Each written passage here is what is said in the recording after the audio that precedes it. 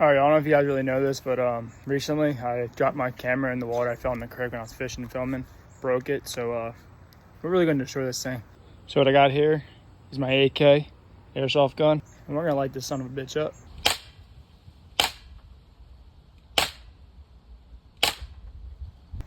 Apparently this thing's a lot stronger than this, so now I'm going to have to do what I'm going to have to do. I'm going to have to eat the money shot here.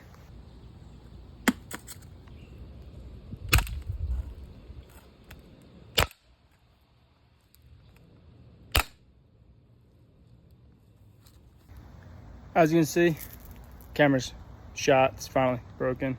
I don't think it's good enough though. I think we have to break it some more. More to the story, guys. Don't fall in the creek with your dang camera, or you're gonna have to buy a new one.